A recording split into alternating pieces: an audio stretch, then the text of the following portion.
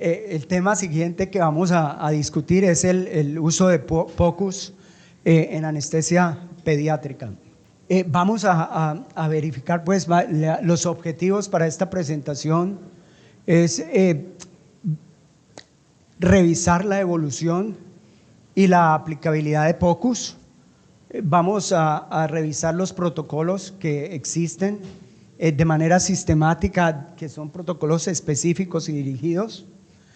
Vamos a revisar el examen enfocado de ecocardiografía transtorácica y vamos a revisar aspectos relacionados con la importancia del uso del ultrasonido gástrico. ¿Qué es POCUS? POCUS básicamente se refiere pues al uso de ultrasonografía con fines diagnósticos y terapéuticos. Esencialmente queremos responder a una pregunta clínica específica. Es simple, rápido, preciso y dirigido. Se han desarrollado pues múltiples protocolos para el uso del ultrasonido en el manejo perioperatorio de los pacientes. Conocemos pues diferentes protocolos como el estudio FATE o el FOCUS, que es para el examen rápido de ecocardiografía transtorácica. Tenemos el de manejo para la vía aérea, el ultrasonido pulmonar, tenemos el FAST, que es básicamente para pacientes con trauma, y finalmente tenemos la aplicabilidad del ultrasonido gástrico.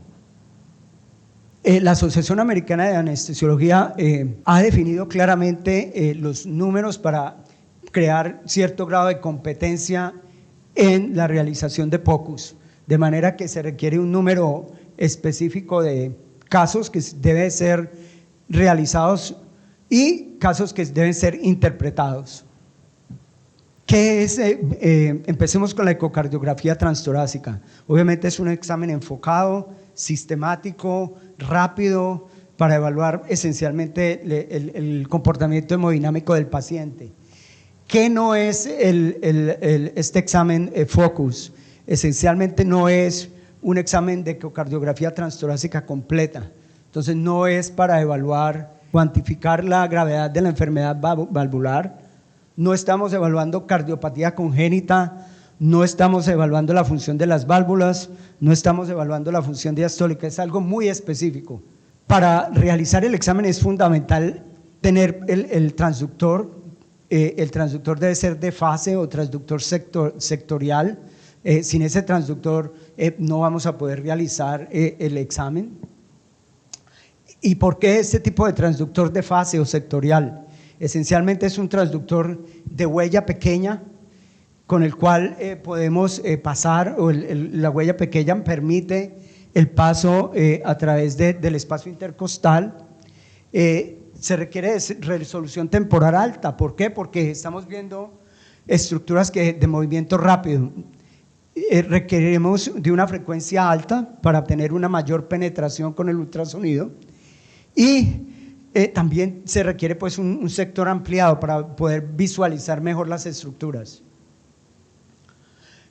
Cuando vamos a realizar el examen por convención, el indicador de la pantalla siempre está al lado derecho y siempre va a estar en esa forma, y el marcador en el transductor es el que va a variar. Entonces usualmente casi todo este examen de ecocardiografía transtorácica se puede realizar, como vemos, por convención siempre el indicador en el transductor, en la pantalla va a estar al lado derecho, mientras que el marcador, cuando está en el lado derecho, tenemos pues una imagen que pudiéramos considerar como estándar, que es decir, cuando el haz del ultrasonido se proyecta, lo que se proyecta hacia el lado derecho de nosotros lo vamos a ver hacia el lado derecho de la pantalla.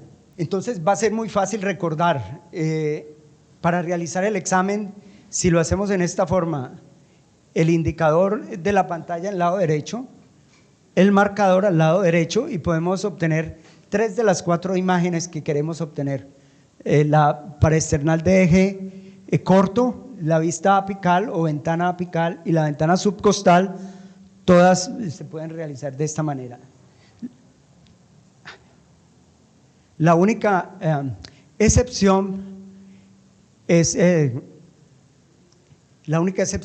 la ventana paraesternal de eje largo, en el cual vamos a mantener el indicador como por convención, va a estar siempre acá, pero tenemos que modificar la posición del marcador en el transductor. Entonces, esencialmente, la posición del marcador va a estar hacia el hombro izquierdo del paciente y es la única imagen, vista o ventana en el que esa posición es requerida.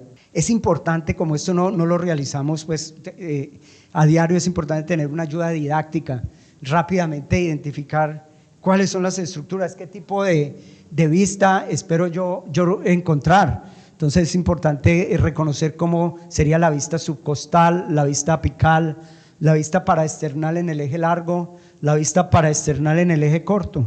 Es importante también la forma como se coge el transductor, es importante porque nos permite poder movilizar el transductor y realizar los movimientos más adecuados para obtener la imagen. Empecemos con la vista paraesternal larga. Esencialmente el transductor se va a colocar, como decíamos, es la única en que el marcador del transductor va a estar orientado hacia el hombro izquierdo. La imagen que se proyecta, como vemos, sigue todo el eje largo del corazón y podemos visualizar desde la base del corazón y el ápex se proyecta en el lado izquierdo de la pantalla. Las estructuras pues que visualizamos son la aurícula izquierda, la válvula mitral, el ventrículo izquierdo, el tracto de salida del ventrículo izquierdo, la aorta, y en la parte más anterior vemos el ventrículo derecho. Si es posible, el decúbito, perfecto. Si es posible, el decúbito lateral izquierdo y en expiración facilitarían la visualización de estas imágenes.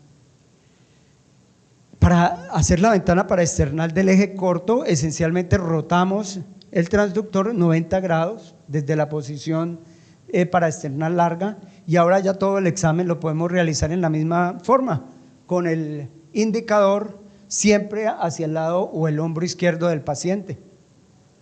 En este, como vemos, el corte es un corte transversal y en el cual pues se observa el corte transversal del ventrículo izquierdo y del ventrículo derecho y por convención se realiza el examen a nivel de los músculos papilares. Es una ventana o una vista muy utilizable o muy ayuda muchísimo a evaluar pues la función sistólica y el estado de volemia del paciente. Probablemente sea una forma muy fácil de rápidamente ver en un paciente hemodinámicamente inestable. Se observan pues los músculos papilares, se observa el pericardio, se observa la pared lateral y posterior y como les decía pues la función sistólica, ¿cómo la evaluamos? Esencialmente se mira cómo el endocardio tiene un movimiento hacia la luz del ventrículo y se observa también un engrosamiento de la pared ventricular. Esa es la forma como evaluamos en el eje paraesternal corto la función sistólica. Para la vista subcostal se coloca obviamente en la región subcostal, nuevamente el marcador va hacia el lado izquierdo del paciente y como vemos el haz del ultrasonido pasa a través del hígado. Es fundamental aumentar la profundidad cuando realizamos esta imagen porque hay que pasar a través de más estructuras. Es probablemente la imagen o la ventana que requiere una mayor profundidad. De manera que un aspecto importante de la vista subcostal es que debido a que la proyección del haz puede disminuir o aumentar falsamente una cavidad, entonces pudiera darnos una indicación que se debe confirmar con otras ventanas. La vista apical es importante pues nuevamente poner el transductor a nivel del punto de máximo impulso, requiere de movimientos muy finos de rotación y de inclinación Y pues es una imagen que nos permite visualizar las 4 cavidades. Se facilita más en expiración. Ahora, una imagen que es adicional es la visualización de la vena cava inferior. Para visualizar la vena cava inferior, básicamente desde la vista subcostal movilizamos el transductor en sentido contrario a las manecillas del reloj, de manera que nos quede en sentido sagital, con el marcador a nivel cefálico, y se ve como la vena cava inferior pues desemboca hacia la aurícula derecha, y como criterio para evaluar el diámetro usualmente se mide la vena cava inferior 2 a 3 centímetros de la desembocadura en la aurícula derecha. Esta medición en pediatría es un poco difícil de interpretar, está más validada en los pacientes adultos, en respiración tanto espontánea como mecánica. La razón por esto es que la mecánica ventilatoria en los niños es diferente. El gasto cardíaco tiende a depender más de la frecuencia cardíaca que de la precarga. Las mediciones son muy variables, de manera pues que debe ser interpretado en todo el contexto del paciente pediátrico. Voy a mostrar ahora unas imágenes pues simples de cómo se visualiza un paciente con hipovolemia, en el cual observamos el eje paraesternal corto y vemos cómo comparamos pues la contractilidad y función sistólica versus el paciente hipovolémico, en el cual vemos que casi que las paredes ventriculares se juntan, indicando pues un estado hiperdinámico. Otra visualización es la paciente con disfunción del ventrículo izquierdo, en el cual pues observamos una reducción significativa en la contractilidad. Vemos pues cómo hay una disminución del movimiento del endocardio hacia la luz, y el engrosamiento ventricular que es esperado con la función sistólica pues no se ve, se reduce. Un derrame pericárdico, para verlo en la mejor forma sería verlo en la vista paraesternal larga y en la vista subcostal, y vemos pues cómo se acumula ese líquido y se presenta como una colección anecoica entre el pericardio visceral y el pericardio parietal. Y en casos de hipertensión pulmonar pues vemos cómo hay un ventrículo derecho significativamente dilatado y un septo que se aplana hacia el ventrículo izquierdo, cambiando completamente la morfología del ventrículo izquierdo y llevándolo a lo que conocemos pues como un ventrículo izquierdo en forma de la letra D. Un aspecto que es bastante útil es especialmente en neonatos y en lactantes, es cuando tenemos una vía endovenosa y no sabemos si la vía endovenosa está infiltrada o si es funcional. Y lo que podemos realizar fácilmente y rápidamente es lograr la vista subcostal. Se pone el ultrasonido en el área subcostal con el marcador hacia el lado izquierdo, y inyectamos solución rápida a través de la vía endovenosa, y podemos ver cómo se presenta pues un flujo turbulento, como en estas imágenes, que indican pues que el acceso venoso está patente. Pasemos rápidamente pues al ultrasonido gástrico. El ultrasonido gástrico nos ha permitido evaluar de una manera más objetiva los riesgos de broncoaspiración. Sabemos cómo los riesgos de broncoaspiración aumentan significativamente pues los riesgos de morbimortalidad. ¿Y cuándo es más útil realizar este tipo de examen? Este tipo de examen es más útil cuando ese grado de incertidumbre es casi que un 50%, es decir, que la posibilidad de que tengamos un estómago lleno es muy similar a la posibilidad que tengamos un estómago vacío. En otras palabras, si el paciente es claramente un paciente con un estómago lleno, pues no tiene realmente indicación para realizarlo, e igualmente si el paciente es un paciente sano que ha cumplido el protocolo o las instrucciones para el ayuno, pues no es necesario realizarlo. ¿Cuáles son las principales indicaciones? Cuando tenemos un estado de ayuno indeterminado, en pacientes con trauma, pacientes que van a ser sometidos a cirugía de emergencia, el uso de opioides, pacientes con estenosis pilórica y pacientes con gastroparesia. ¿Cómo definimos la presencia de un estómago lleno con ultrasonido?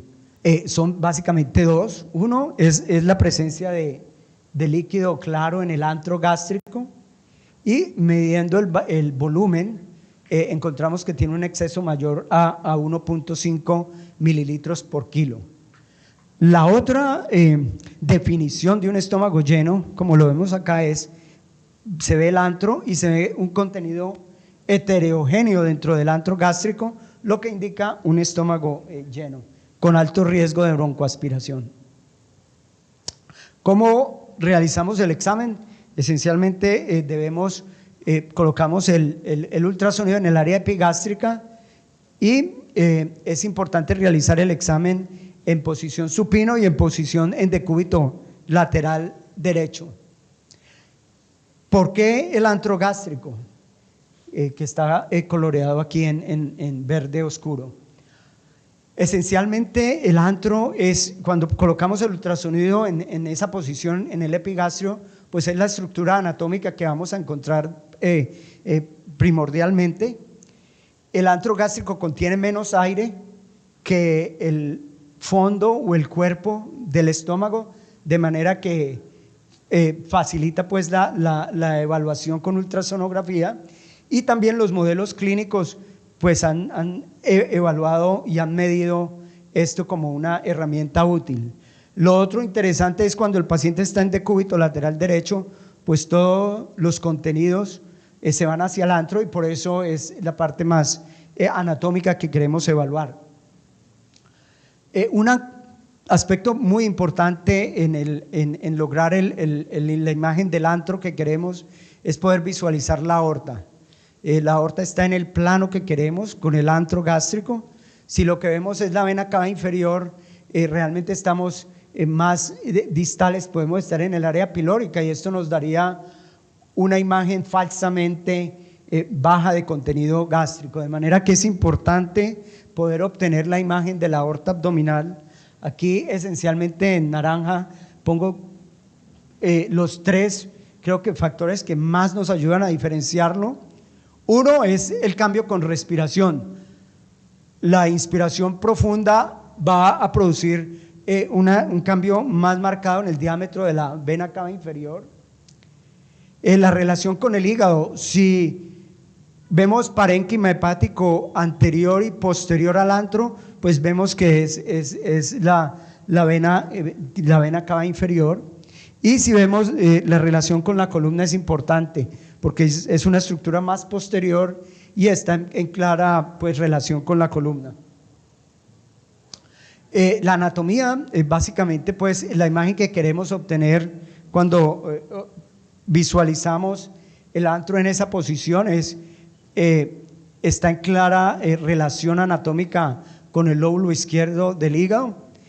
Se observa el páncreas posterior al antro gástrico, y como les decía, la visualización de la aorta es fundamental.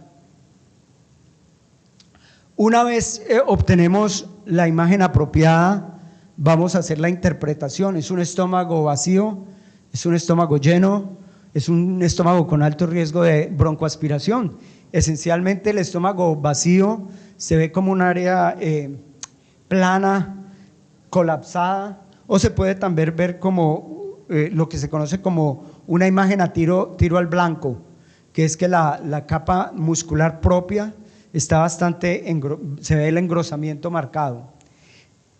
Cuando tenemos sólido, obviamente el contenido en el antro va a estar distendido y va a producir, las paredes van a estar delgadas, y cuando tenemos el líquido claro, pues vamos a ver es el contenido hipoecoico o anecoico en el antro.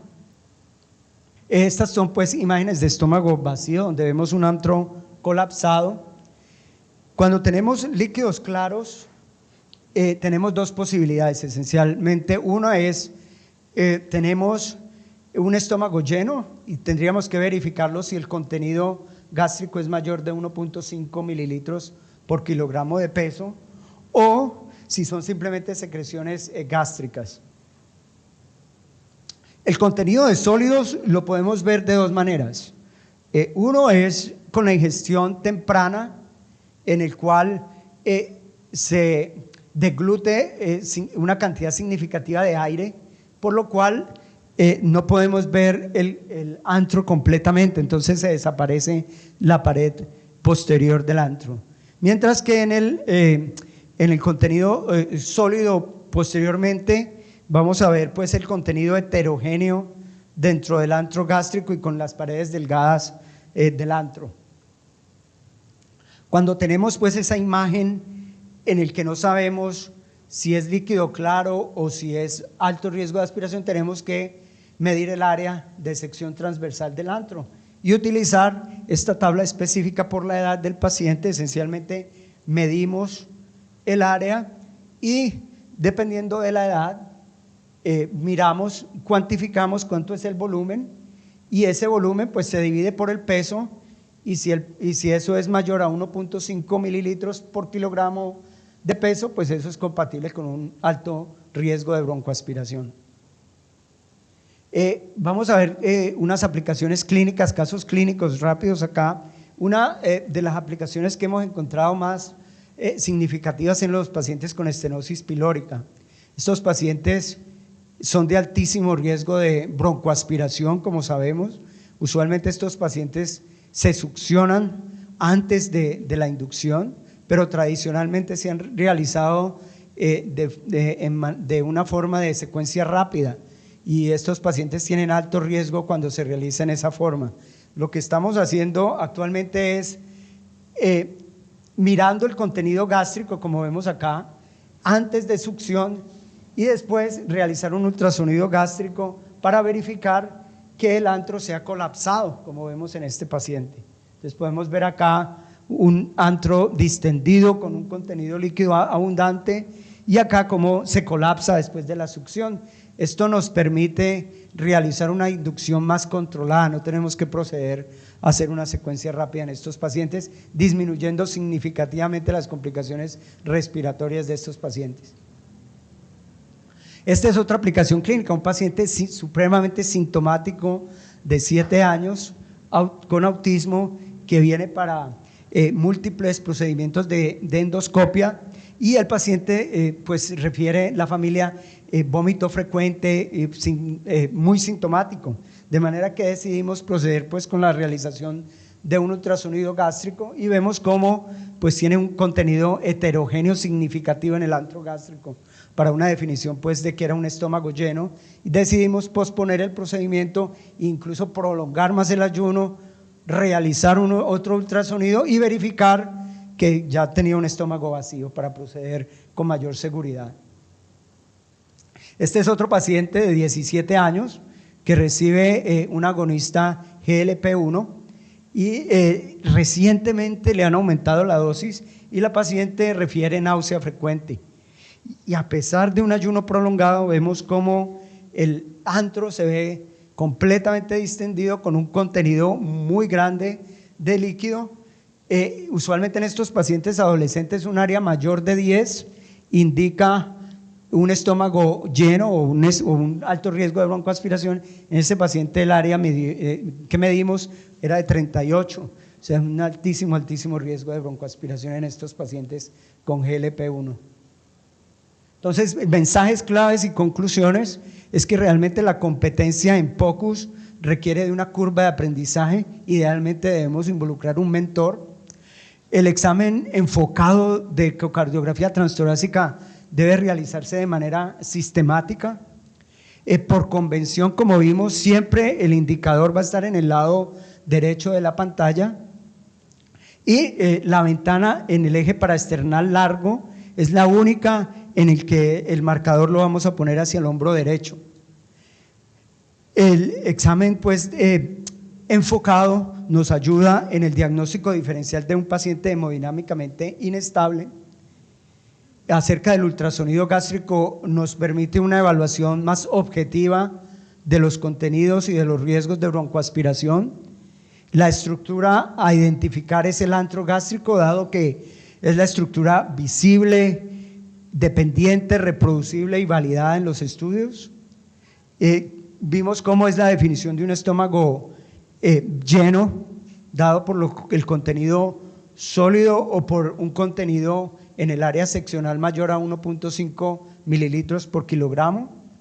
La indicación principal para realizar un ultrasonido gástrico es cuando tenemos ese grado de incertidumbre, que no sabemos realmente si el paciente tiene un estómago vacío o lleno, y la posición en el decúbito lateral derecho es fundamental. Pues vemos cómo el POCUS realmente es un examen complementario y una ayuda importante que nos ha permitido tomar decisiones más precisas y proviendo más seguridad para el paciente. Gracias, y si tienen alguna pregunta. Con el uso en pediatría de estos niños obesos y los GLP-1, ¿qué ayuno les dan y si suspenden los medicamentos? Sí, ese es un tema de bastante controversia y de bastante aspectos a considerar. Depende de si está en medicamentos orales o si está en medicamento subcutáneo. Usualmente se le permite, si es subcutáneo se suspende por una semana y si es oral por 24 horas. Todos los pacientes se les suspenden sólidos por 24 horas y líquidos claros por las siguientes 24 horas y a todos se les realiza un ultrasonido gástrico como regla absoluta. Sí. Tendría una pregunta. En las unidades endoscópicas es frecuente tener pacientes con riesgo de tener un retardo en el vaciamiento gástrico. ¿Tienen de pronto protocolos que deban estar haciendo el GUS, el ultrasonido gástrico en estas unidades endoscópicas? ¿O realmente solo a criterio del anestesiólogo y eventualmente en esos casos hacer el ultrasonido gástrico? Excelente pregunta, sí. Tenemos la unidad de endoscopia y evaluamos el paciente. Si los pacientes están sintomáticos, especialmente en los pacientes con historia de gastroparesia, a todos les hacemos ultrasonido gástrico. Eso nos ha permitido también que la curva de aprendizaje tenemos muchos anestesiólogos que se sienten ya muy cómodos realizando ultrasonido gástrico, por lo que tenemos unas salas, son aproximadamente 4 salas dedicadas a endoscopia. Entonces todos los días tenemos pacientes sintomáticos y a casi todos intentamos realizarles ultrasonido gástrico. Decía solamente hasta niños, o sea, de 2 años, y antes de los 2 años, ¿hay como algún nivel de referencia para la distensibilidad del antro? Sí, no conozco datos de niños menores de 2 años, muy buena pregunta. Trataría de utilizar el volumen que mida en el niño más pequeño, pero no existen datos todavía confiables. Muy buena pregunta.